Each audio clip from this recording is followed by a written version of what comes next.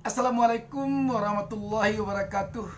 Sahabat BN, Profesor Jimli Asidiki yang pakar hukum tata negara ini jadi buah bibir masyarakat Indonesia sejak beberapa hari terakhir ini. Seorang pakar hukum tata negara, seorang mantan ketua Mahkamah Konstitusi, seorang mantan ketua Dewan Kehormatan Mahkamah Konstitusi.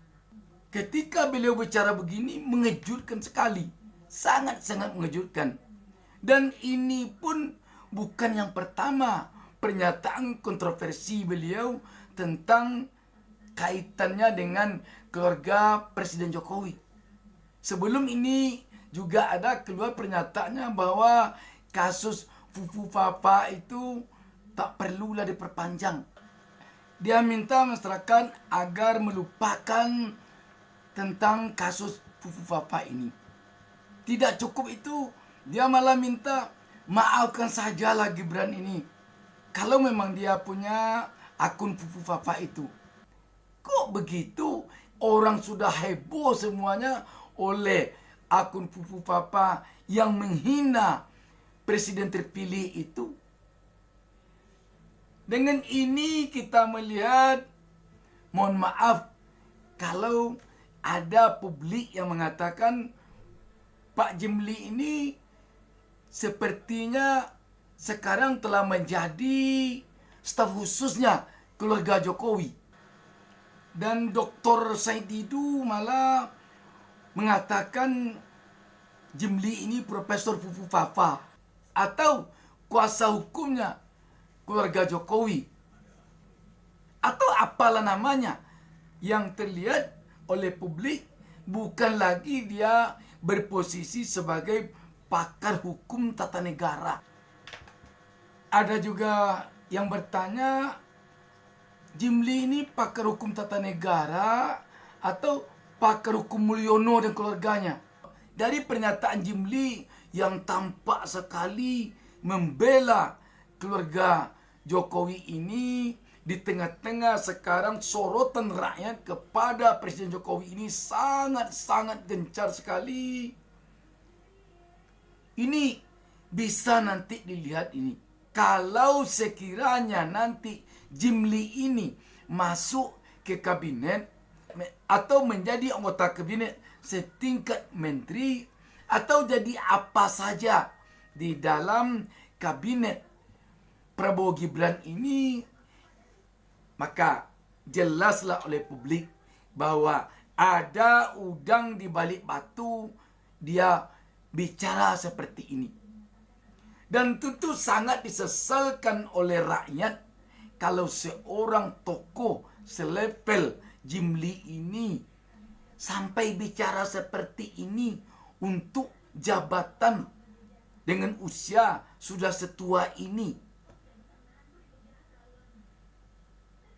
Atau diam-diam nanti Jimli Asidiki ini akan menjadi staf khusus mantan Presiden Jokowi. Kan tidak tahu juga kita. Mungkin nanti jadi staf khusus mantan Presiden Jokowi atau menjadi ketua tim pembela Jokowi nanti setelah Jokowi tidak lagi jadi presiden. Namun sahabat BN, kita melihat rakyat sangat kecewa dengan pernyataan Jimli ini. Sangat kecewa.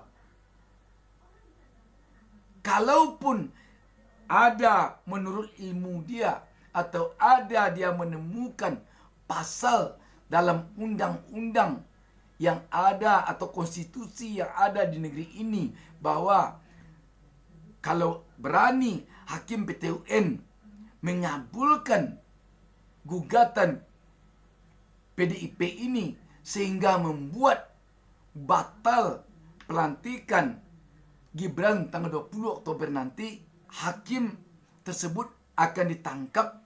Harusnya tidak disebutkannya karena itu akan merusak rasa keadilan bagi rakyat. Bayangkan kalau tidak ada pasal sama sekali yang mengatakan. Betapa kecewanya rakyat kalau seorang pakar hukum tata negara yang juga pernah menjadi Ketua Mahkamah Konstitusi, yang menjadi bentengnya konstitusi, bicara seperti ini hanya untuk membela seseorang atau satu keluarga yang sekarang ini sedang disorot oleh rakyat karena langkah-langkah yang dilakukannya selama dia berkuasa 10 tahun ini. Sungguh rakyat akan sangat kecewa. Dan dengan ini tentu rakyat akan mengatakan bahwa apa yang dijatuhkannya hukuman kepada mantan ketua MK Anwar Usman dulu hanya sekadar pencitraan saja.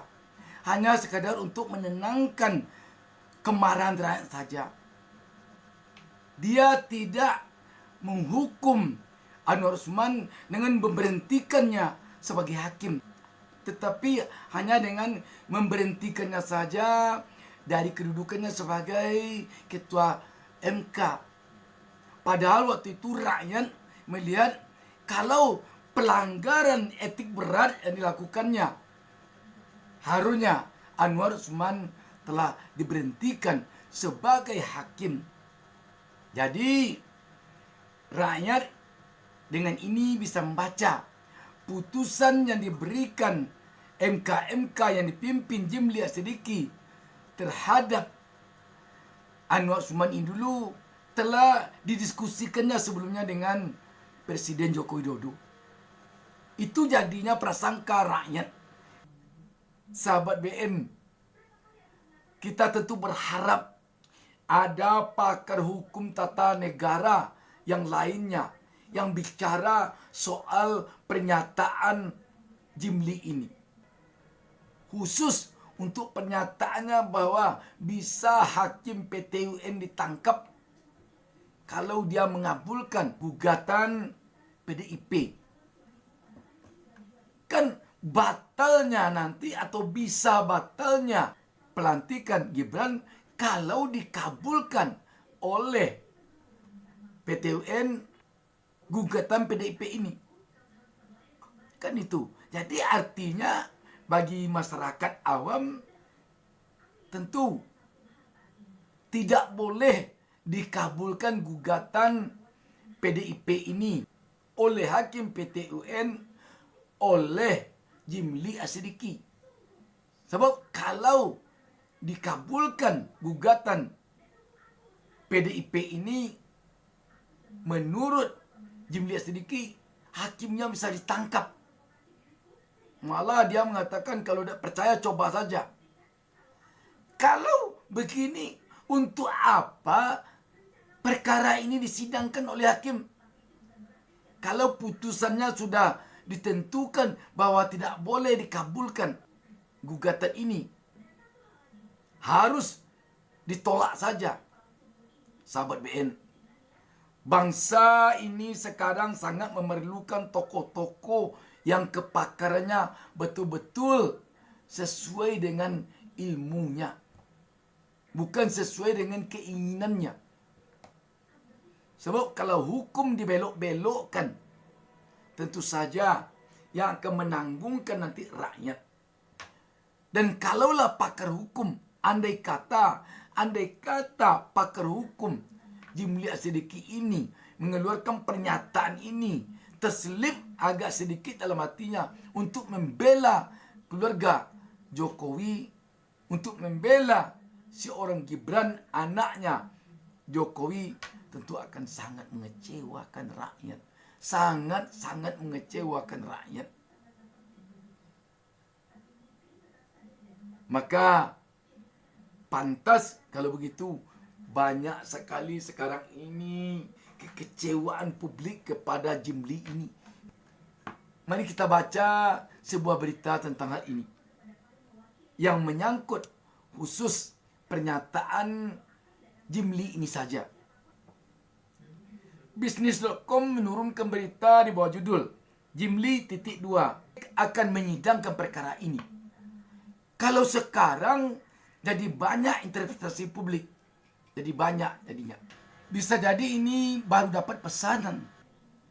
Pakar hukum yang juga pernah menjabat sebagai Ketua MK periode 2003-2008 ini turut mengingatkan bahwa putusan PT UN tingkat pertama belum bersifat final. Masih harus ada upaya hukum tingkat banding dan kasasi. Ini benar, baru benar. Kalau sekiranya PT UN memutus dengan mengabulkan gugatan PDIP dengan perintah membatalkan pelantikan Gibran, bisa banding, bisa kasasi. Itu mungkin masuk akal bagi kita masyarakat awam hukum.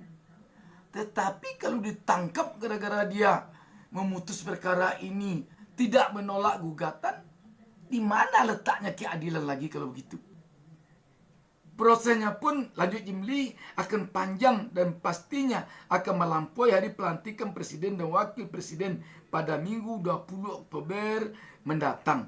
Maka demi menjaga ketenangan umum dan memastikan peralihan pemerintahan yang damai dan konstitusional, janganlah putusan PT UN besok dikaitkan dengan jadwal pelantikan tanggal 20 Oktober yang bisa menimbulkan kegaduhan yang tidak perlu, katanya. Kembali lagi, untuk apa gunanya PT UN itu menyidangkan kalau dengan pertimbangan kalau diputus begini nanti gaduh, kalau diputus begini gaduh. Kita melihat putusan Mahkamah Konstitusi tentang adanya perubahan dari 20% ambang batas menjadi 7,5% pada Pilkada 2024, padahal Pilkada sudah berjalan, tidak ada ribut. Malah hampir ribut waktu itu ketika DPR akan menentang atau membatalkan putusan MK itu dengan merevisi undang-undang pilkada. Baru bisa ribut. Kalau tidak cepat waktu itu di stop proses revisi undang-undang itu di DPR, bisa ribut jadinya waktu itu. Lebih lanjut dia mengatakan, jikapun memang ada hal yang ingin dipersoalkan berkenaan hal pribadi wakil presiden terpilih, hal itu bisa diproses sesuai aturan hukum yang berlaku setelah pelantikan berlangsung. Tentu tidak bisa rakyat sebanyak ini, ini harus sesudah pelantikan saja, jangan menjelang pelantikan. Apa alasan mengatakan itu harus sesudah pelantikan? Tidak boleh menjelang pelantikan. Kalau kemauannya ingin dilantik, yang mendukung untuk dilantik memang begitu. Jadi tidak bisa dipaksakan keinginan orang yang sangat ingin Gibran dilantik dengan keinginan orang selesaikan persoalan Gibran dulu baru dilantik.